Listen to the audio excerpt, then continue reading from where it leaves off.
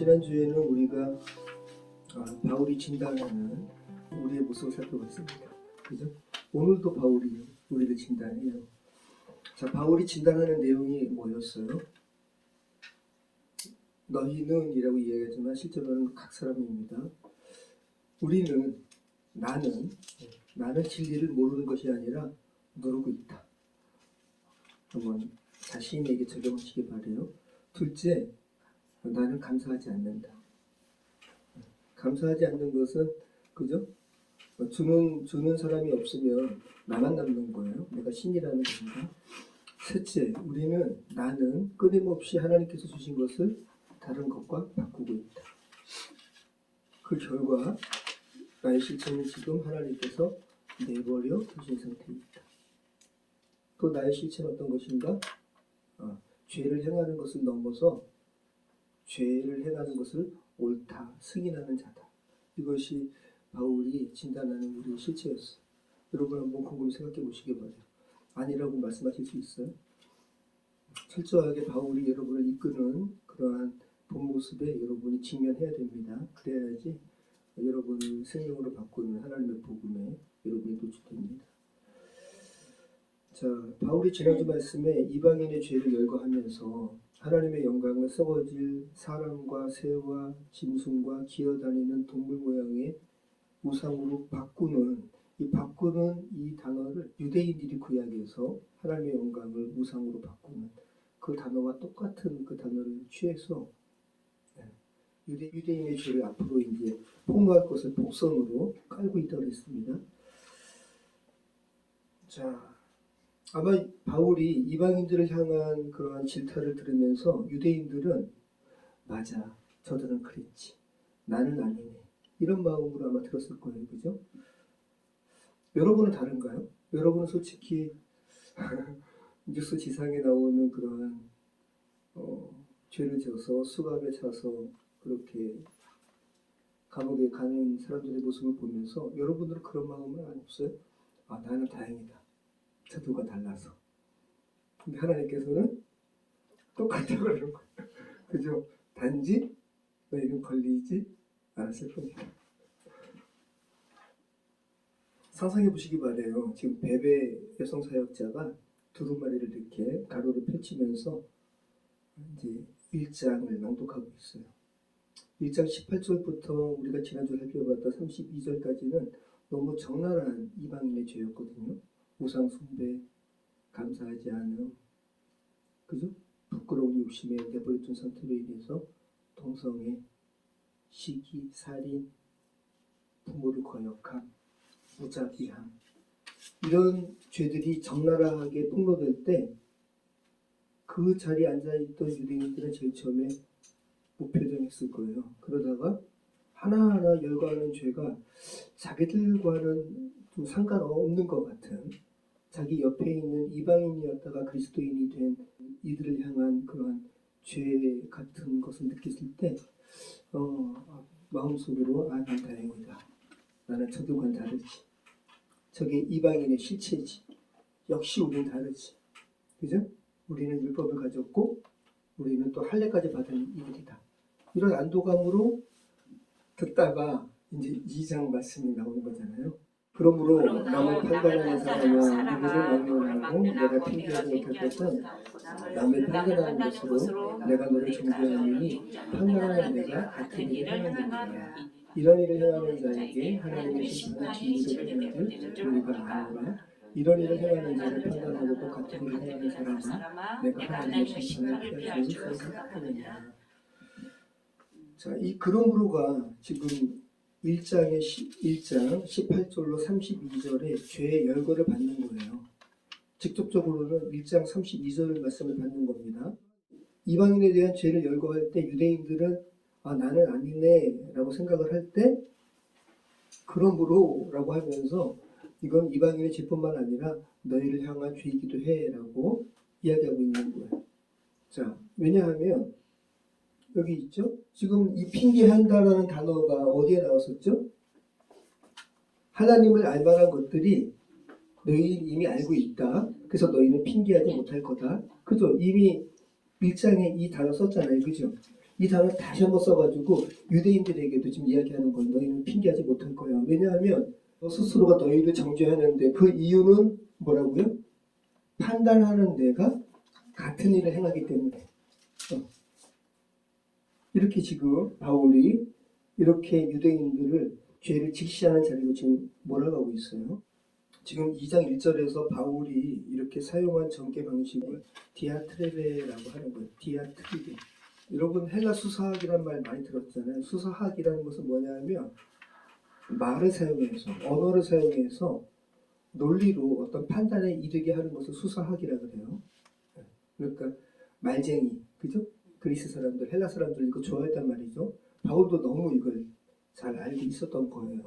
그래서 디아크리베라는 이 수사학 기법을 사용해가지고 유대인들을 어쩔 수 없는 논증의 자리로 이렇게 논리로 이렇게 이끌고 있어요. 이 디아트리베를 바울이 로마서에서 11번 사용해요. 그러니까 로마서 말씀을 듣는 내내 유대인들과 이방인들은 자기에게 말하는 말씀으로 듣게 되는 거예요. 자, 그러면 바울이 이 기법을 어디서 배웠을까요? 당연히 바울이 아주 굉장히 가말리엘의 문화에서 공부한 사람이니까 헬라 수사학 당연히 알지만 여러분 이 헬라 수사학 어디서 많이 들어본 것 같지 않으세요? 가상의 대화 상대를 세우고 그를 몰아붙이고 그로 하여금 어쩔 수 없구나라는 것을 폭로하게 하는. 여러분 나단 선지자가 다윗에게 와가지고 그죠?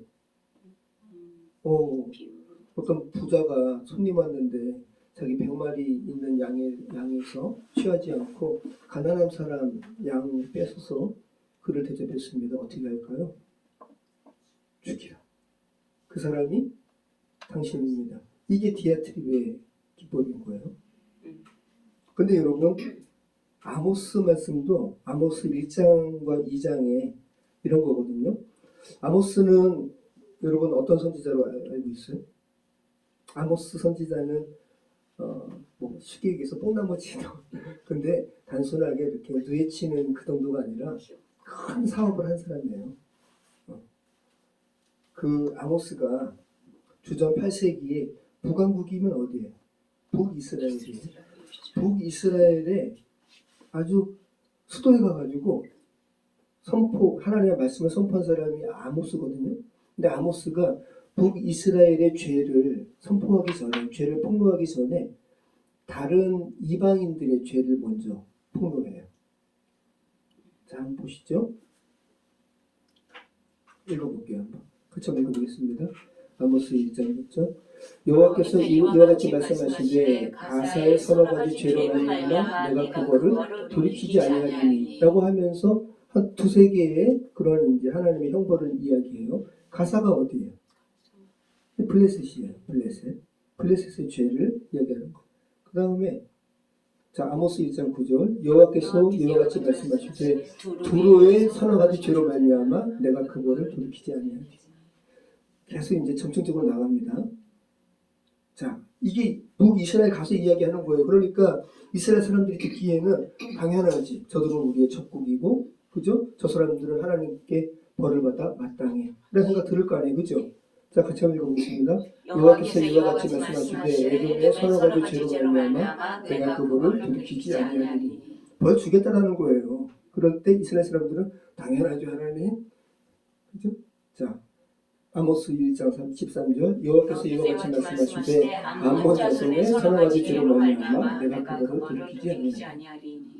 계속해요.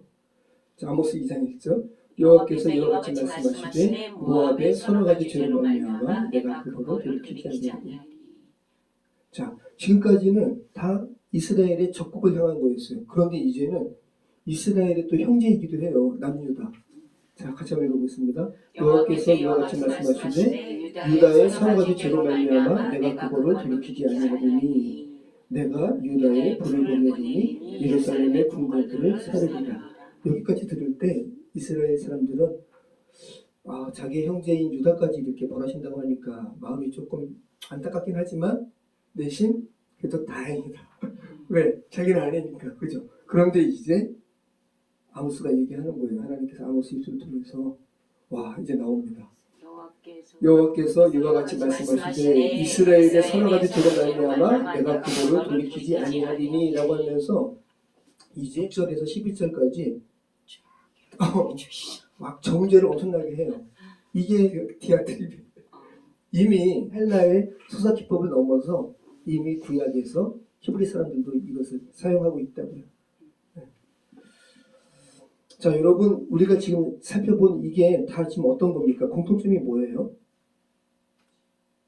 다윗이 왜 그 이야기를 들을 때 왜 자기를 향한 말이라고 왜 생각을 못했을까요?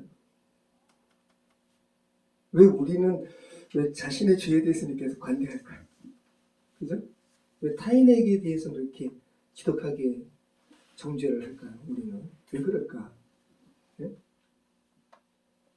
왜 인간은 자신에게도 적용될 타인의 죄에 대해서 그렇게 분노하는 걸까? 바울이 지금 이야기하는 남을 판단하는 내가 같은 일을 행함이니라. 그래서 바리새인들이 예수님 올가매려고 가늠한 여인을 붙들어다가 돌로 치려고 할 때 예수님께서 이렇게 땅에 갑자기 전혀 다른 행동을 했다는 거 아니에요, 그죠? 갑자기 땅에 이렇게 엎드려가지고 땅에 글씨를 쓴 거예요. 그래서 사람들이 이제 주석가들이 추측하기를 아마 예수님은 하나님이시니까 똑같은 가늠죄 저지른 사람의 이름을 그러니까 이게 참 예수님의 이 행위로 말미암아 그죠? 참 놀랍죠? 사람들이 이렇게 전염되는 거예요, 행동이. 제일 처음에 그 여인을 죽이려고 돌을 든 사람이 어른부터 아이였거든요. 그런데 그 다음에 예수님의 이 행위를 인해서 마음에 찔린 사람들이 돌을 놓고 그 자리에 떠나는 것도 어른부터 아이.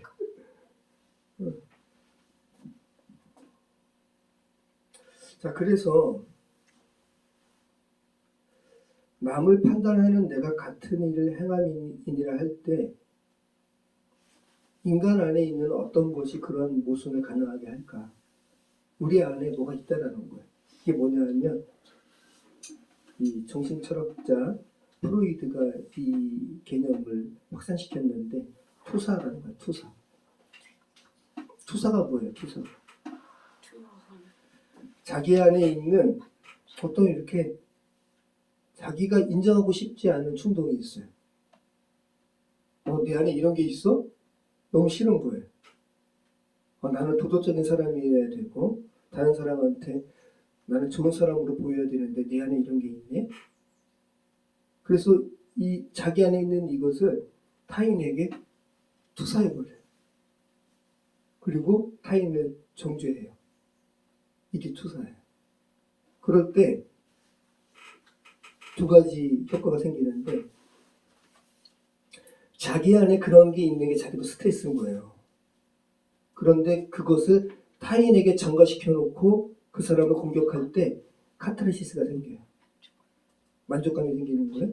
그리고 또 하나의 이 투사의 행위로 인한 또 하나의 효과는 뭐냐면 나는 이제 안전하다. 나는 여전히 선한 사람인 것 같은 포장을 여전히 난 할 수 있다.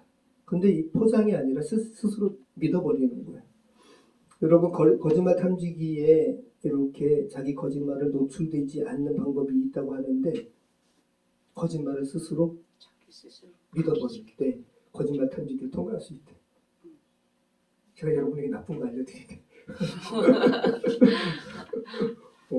그러니까 인간이 여러분 사기꾼이 사기를 잘 치는 방법 자기 스스로가 그 사기를 믿을 때 자기가 믿어버리니까 그 사기에 당할 수밖에 없는 거예요. 다른 사람. 인간이 이런 능력이 있다는 거예요. 이게 죄성이죠. 그러니까 인간이 참 묘한 게 그러니까 다른 사람이 어떤 행위를 보고 그 행위의 겉모습만 다 보고 판단해버리면 안 돼요. 제가 전도사 시절에 감리교는 이제 중회형 교육이 있거든요. 정회형 교육도 있고 저는 정회형 교육을 한 번도 안 받았는데 받아야 돼요. 준회원 때는 준회원 교육이 필수죠. 해마다 한 번씩 해서 3번 교육을 받는데 감리교 목사님이면서도 심리학 학자가 계세요. 아주 너무 멋지시더라고요. 이화여대에서 심리학 교수로 오랫동안 사역하시다가 은퇴하신 분이신데 감리교 목사죠. 근데 이분이 그 당시에 되게 회자되었던 어떤 사건을 이야기하면서 되게 가녀린 여학생인데 제가 지금 가물가물한데 그런데 너무 엄청난 폭력을 저지른 거예요. 그래서 우리는 어떻게 저 여학생이 저런 죄를 저지르지? 저런 폭력을 저지르지? 라고 하면서 그거를 이렇게 해서 좀 그렇다라고 생각을 했거든요. 근데 그분은 뭐를 이야기했냐면 그 사람이 왜 그랬을까? 너무 두려워서, 너무 공포스러워서. 제가 어떤 사건인지 모르겠어요. 어떤 자기가 이렇게 가한 그 상대방으로 인한 그 안에 두려움이 너무 심하니까 그게 그 사람을 향한 그걸로 나온 거죠. 투사예요, 투사. 이것도 일종의. 무의식 해석으로 유명한 사람이 있어요. 칼 융. 융이 그 이야기를 합니다. 우리가 다른 사람에게 가장 격렬하게 분노하는 것은 우리 자신 안에서 가장 깊이 부인하는 것. 똑같은 거죠. 내 안에 이런 게 있어? 나 너무 깊게 부인하는 거예요. 근데 이것을 타인에게 자기 안에 있는 어떤 모습이 발견될 때 가장 거세게 매몰차게 정죄하는 것, 분노하는 것. 그럼 생각해 보시기 바래요. 이걸 이제 칼융은 그림자라고 하는 거죠. 내 안에 있는 그림자가 너무 고통스러워서 인간은 그것을 자기 외부의 어떤 인간 혹은 집단에게 투사해버려요. 근데 이것을 가만 보면 이 정치하는 사람들도 이거 많이 쓰죠. 한 국가도 이거 많이 써요. 자기에게 몰리는 어떠한 위기감을 외부에 있는 어떤 단체를 규정해가지고 다 폭발해버리죠. 나치가 유대인 그렇게 학살하는 것도 마찬가지고요. 이런 게 많아요. 그럴 때 인간이 아까 이야기한 것처럼 2가지 얻는다라는 거, 카타르시스. 또 하나는 자기는 이제 괜찮다, 선한 사람이라. 자, 바울이 1장에서 이방인의 죄를 그렇게 폭로하다가 2장 1절에서 살아가 라고 하면서 단수거든요. 이제 그들이라고 하면서 이방인의 죄를 열거할 때는 복수였는데 이제 단수로 지목을 하는 거예요. 그럴 때 그 말씀을 듣는 이방인들이든 유대인들이든 이제는 다른 사람에게 바울이 베베의 길을 통해서 말하는 게 아니라 내게 말하고 있구나. 내게 말하고 있구나. 이렇게 느껴졌을 거예요. 자, 4절 말씀 한번 읽어보겠습니다. 혹 내가 하나님의 인자하심이 너를 인도하여 회개하게 하심을 알지 못하여 그의 인자하심과 용납하심과 길이 참으심이 풍성함을 멸시하느냐. 다만 내 고집과 회개하지 아니한 마음을 따라 진노의 날 곧 하나님의 의로우신 심판이 나타나는 그날을 위해 진노를 내게 쌓는도다. 자, 여기 4절 말씀 보면은 참 그 3가지, 4가지 단어가 있잖아요. 자, 하나님께서 너무 이렇게 좋으신 분이세요. 왜? 우리를 구원하시기 위해서. 하나님의 인자하심, 용납하심, 길이 참으심. 와, 이러한 하나님의 인자하심과 용납하심과 길이 참으심이 너가 이렇게 죄인임에도 불구하고 하나님께서 너를 이렇게 용서하시고 길이 참으심으로 인해서 너가 오히려 그것을 멸시하느냐? 자, 우리가 흔히 멸시라고 하면 어떨 때 우리가 멸시라는 단어를 써요? 그냥 다른 사람을 그냥 이렇게 좀 비웃는 이런 게 멸시 같잖아요. 그죠? 근데 성경에서 바울이 말하는 멸시는 그게 아니에요. 가장 큰 멸시는 뭐냐면 어떤 사람의 사랑을 당연하게 여기고 하찮게 여기는 거. 이거를 멸시로 느껴요. 예를 들어서 맞아요. 제가 뭐 이렇게 도자기로 성의껏 빚었어요. 누구에게 주고 싶어서. 줬는데 그 사람은 꼭 무슨 뭐 다이소에서 산 것처럼 그렇게 여기면 저는 멸시를 느끼죠. 멸시를 넘어 분노를 느끼죠. 근데 그 마찬가지예요. 부모가 자식을 얼마나 사랑해요. 그죠? 근데 그 자식이 그 부모님의 사랑을 되게 하찮게 여길 때 멸시를 느끼죠. 제가 예전에 하여튼간 우리 재훈지 형 우리 얼마나 갈등이 많아요. 저도 참 배우는 거죠. 제가 이렇게 뭔가 관계가 안 좋았는데 제가 재훈이한테 5만 원을 줬어요. 그런데 재훈이가 안 가져? 이렇게 이러더라고요. 제가 어떻게 했냐면 그 돈을 찢었네. 제가 애한테 보여주고 싶었어요. 너가 나의 사랑을 거절해? 멸시라는 게 성경에서 말하는 멸시가 어떤 건지 우리 좀 알게 돼요.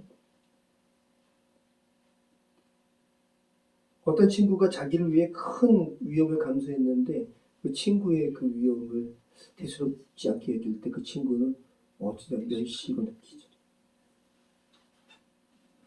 마찬가지로 하나님께서 참 우리는 진짜 죽을 수밖에 없거든요. 진짜로. 하나님께서 우리를 얼마나 사랑하시는지 하나님의 인자하심이 너를 인도하여 회개하게 하심을 알지 못하여 하나님의 인자하심과 이게 헤세드예요. 하나님의 언약적 사랑. 끝까지 구원하신 하나님의 사랑. 이거에 반응하는 게 뭐라고요? 의라고요. 믿음, 의. 네. 용납하심과 하나님의 길이 참으심의 풍성함을 너는 멸시하는 거야. 이렇게 직접적으로 이야기할 때 유대인들은 지금 느끼는 거예요. 그러면서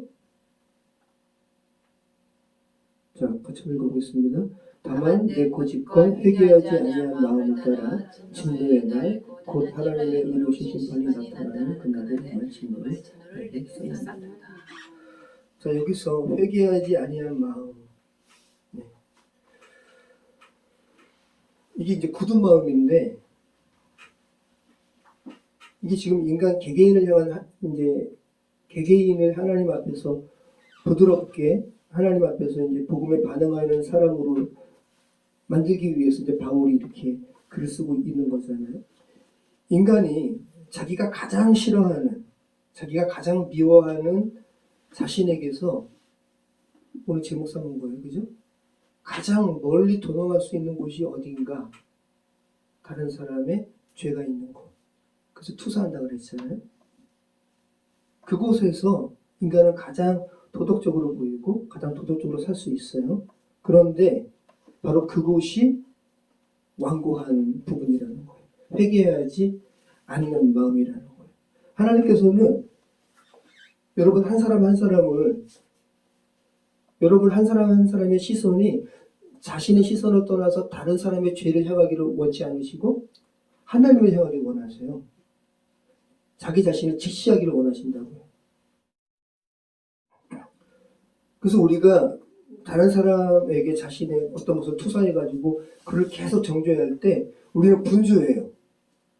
다른 사람 정죄하기 바빠가지고 자기가 좀 이렇게 차분하게 하나님 앞에 자신을 볼 수 없다는 거예요. 그 분주함을 여기에서 뭐라고 하냐면 회개하지 아니한 마음. 그래서 지금 바울이 오늘 말씀 쭉 이렇게 나가다 보면 이제 하나님 앞에 집중하는 단계로 이제 만들거든요. 그러니까 로마서는 한 호흡으로 읽어야 돼요. 정말 따로따로 이렇게 할 수 없고 우리 6절부터 우리 16절 말씀까지인데 하나님께서 각 사람에게 그 행한 대로 부어주시되 참고 선을 행하여 영광과 존귀와 썩지 않는 구원한 자에게는 영생을 더하시지 곧 내가 전한 복음의 이름 바와 같이 하나님이 예수 그리스도로 말미암아 사람들의 인도를 심판하시는 그날에 안 하리라. 네, 한마디로 6절로 16절이 말하는 바는 뭐예요? 바울이 지금 율법을 가진 유대인과 또 율법 없는 이방인을 함께 다루고 있는데, 율법이 있는 자는 율법에 의해 심판을 받고 율법이 없는 자도 기준이 있다라는 거죠. 그죠? 바울이 1장에서 말했어요. 하나님을 인식하는 것이 밖에도 있고 안에도 있다고. 그 안에, 그죠? 하나님께서 율법 조문으로 정한 그 율법이 없어도 자기 자신이 하나님을 알만한 것이 있기 때문에 자기 자신이 자기에게 뭐가 된다고요? 율법이 된다고요. 그래서 중요한 것은 율법 조문이 있는 유대인이든 율법 조문이 없지만 그 마음의 양심으로 율법이 있는 자든 율법을 행하는 것이 중요하다. 그 이야기 하고 있는 거거든요. 그러면서 이제 17절부터 이 말씀하고 있죠. 자, 우리 같이 한번 읽어보겠습니다. 유대인이라 불리는 내가 율법을 의지하며 하나님을 자랑하며 율법의 교훈을 받아 지극히 선한 것을 분간하며 맹인의 길을 인도하는 자요 어둠에 있는 자의 빛이요 율법에 있는 지식과 진리의 모범을 가진 자로서 어리석은 자의 교사요 어린아이의 선생이라고 스스로 믿으니. 자, 우리말로 이렇게 번역을 하니까 뭔가 이렇게 좀 자연스럽지가 않죠. 그런데 헬라어로 실제 듣는 네이티브들은 이것이 굉장히 확 오는 거예요. 유대인들은 또 이것을 들으면서 우쭐했을 거예요. 너가 율법을 의지하며 하나님을 자랑하며, 그렇지, 나 율법이 있지, 나 하나님 자랑하지. 와, 너희는 또 율법의 교훈을 받아 지극히 선한 것을 분간하며, 그렇지, 나는 선한 것이 뭔지 알아. 분간된단 말이죠. 맹인의 길을 인도하지, 어둠에 있는 자의 빛이요 율법에 있는 지식과 진리의 모본을 가진 자로서 어리석은 자의 교사요 어린아이의 선생이라고 스스로 믿으니 라고 말할 때는 맞아, 우리는 그런 자지, 이렇게 인식했을 거란 말이에요. 그런데 21절 말씀부터 어떻게 이야기하고 있어요? 자, 같이 읽어보겠습니다. 그러면 다른 사람을 가르치는 내가 내 자신을 가르치지 아니하느냐? 도둑질을 하지 말라 선포하는 내가 도둑질하느냐? 가늠하지 말라 말하는 내가 가늠하느냐? 우상을 가증히 여기는 내가 신전 물건을 도둑질하느냐? 율법을 자랑하는 내가 율법을 범함으로 하나님을 욕되게 하느냐? 이게 당시 네이티브 청자들에게는 이게 엄청난 말로 들리는 거거든요. 이게 또 바울이 두 번째 수사학을 사용하고 있는 건데, 처음에 사용한 수사학은 뭐라고 그랬죠? 디아트리베. 가상의 청자를 세워놓고 1대1로 논쟁을 벌이는 기법이라고 했잖아요. 21절 말씀부터 보면 이건 뭐냐면 에로테마라는 기법인데 수사 기법이에요. 가만 보세요.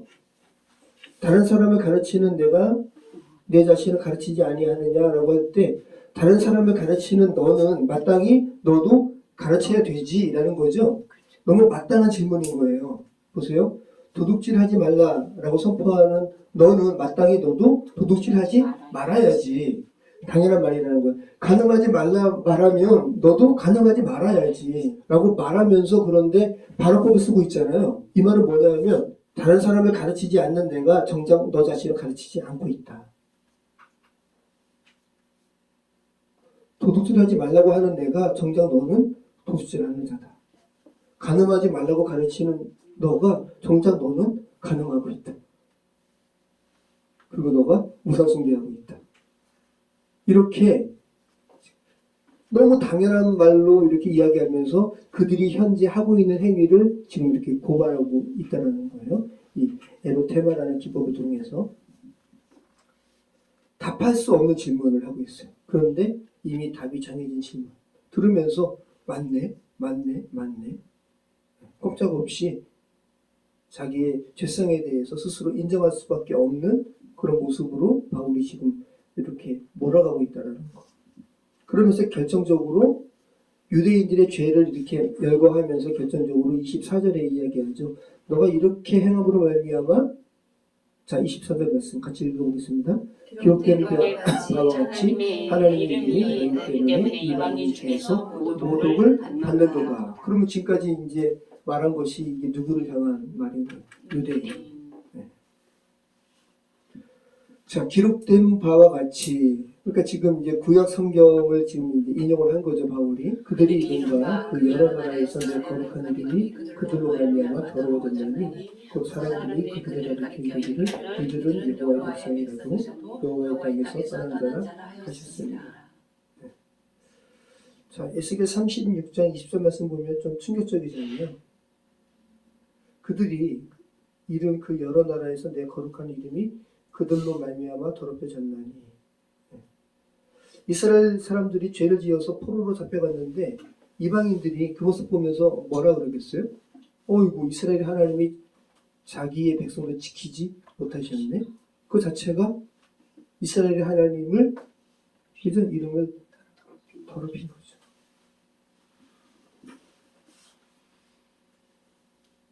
이게 여호와의 이름을 망령되이 일컫지 말라라는 그런 부분이 있잖아요. 그죠?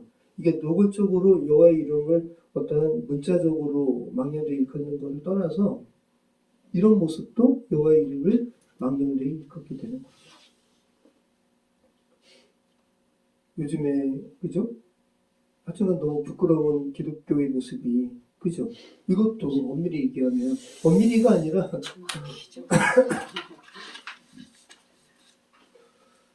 우리의 삶을 통해서 지금 하나님의 이름이 모독을 받고 있죠. 24절까지 말씀을 바울이 하게 된 이유가 뭐예요? 왜 24절 말씀까지 이제 하게 되었습니까? 바울이? 5절 말씀이에요.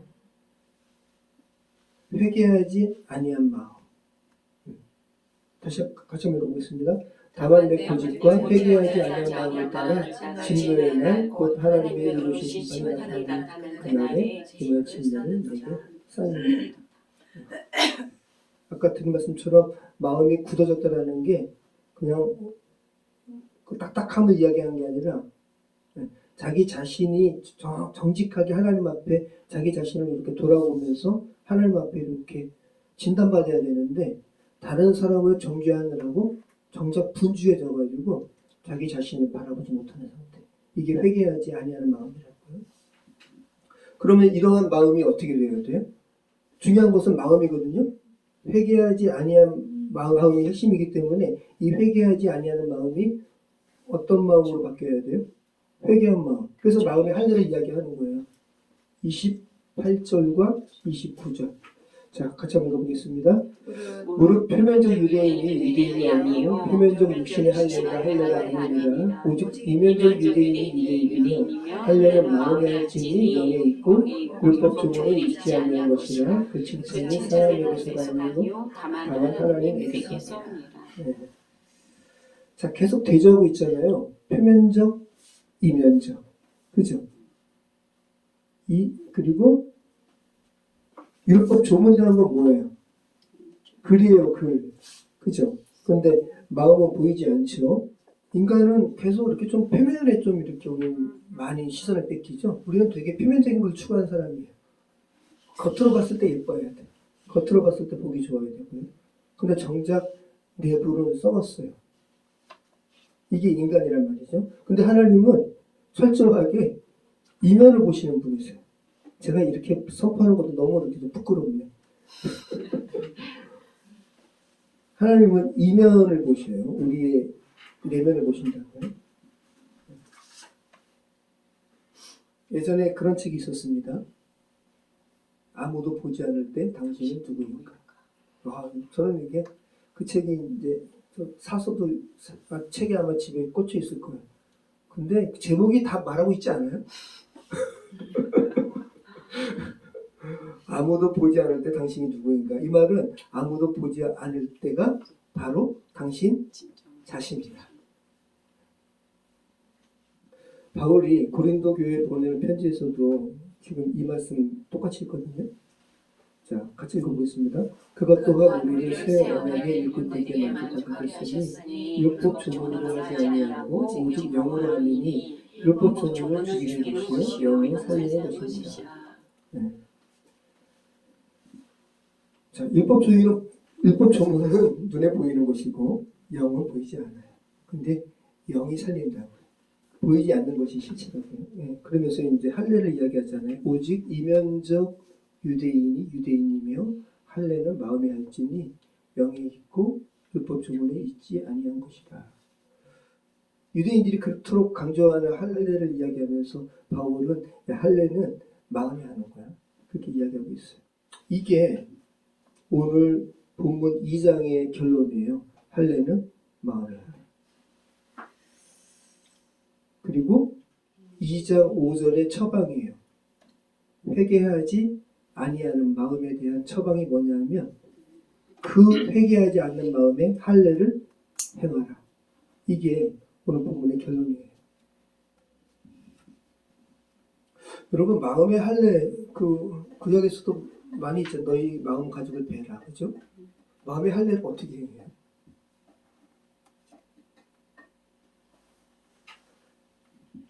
자, 마음의 할례를 우리가 행할 수 있어요?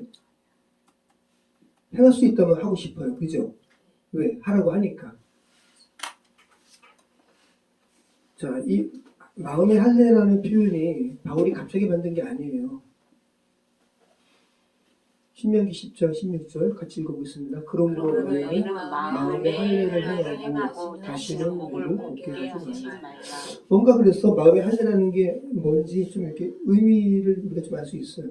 목을 곱게 한다는 건 하나님 앞에 뻣뻣하게 한다는 거니까 창조주 하나님 앞에 피조물로서 뭔가 겸손한 마음의 할례. 자, 그 다음에 그런데 신명기 30장 6절 말씀 보면 할례는 마음의 할례는 우리가 할 수 있는 게 아니라는 걸 알 수가 있어요. 같이 한번 읽어보겠습니다. 내 하나님 여호와께서 내 마음과 내 자신의 마음에 할례를 베푸사 서로 마음을 다하며 뜻을 다하여 내 하나님 여호와를 사랑하게 하사 너로 생명을 얻게 하실 것이며. 와, 우리가 정말 마음을 다하고 뜻을 다하여 여호와 하나님을 사랑하게 할 때는 하나님께서 우리에게 마음의 할례를 행하시고. 자, 유명한 말이죠. 마음의 할례와 관련해서. 유다인과 예루살렘 주민들아 너희는 스스로 할례를 행하여 너희 마음 가죽을 베고 나 여호와께 속하라. 마음의 가죽을 우리가 어떻게 베요? 신명기 30장 6절 말씀처럼 하나님께서 행하셔야죠. 그래서 마음의 할례는 인간이 자기 의지로 자기 마음을 잘라내는 도덕적 수술이 아니에요. 할례는 정확하게 여러분 수동태, 피동적이에요. 누가 칼로 포피를 자르는 거예요. 그래서 성령께서 죄와 사망의 지배 아래 있던 인간의 중심을 그리스도의 생명 아래로 옮기는 거. 이게 바로 할례. 성령께서 행하시는 거예요. 그래서 로마서 8장 이후부터 성령 안에서 사는 삶을 말하면서 마음의 할례가 어떻게 실제화되는지 말하고 있는 거예요. 여러분 하나님께서 오늘 로마서 말씀 통해서 지난주에 이어서 오늘도 여러분 자신을 보게 하고 있습니다. 그죠? 우리가 타인에게 그토록 가혹한 비난을 하는 이유는 내가 너무 싫어하는 나를 그 사람에게 투사하고 있다는 거.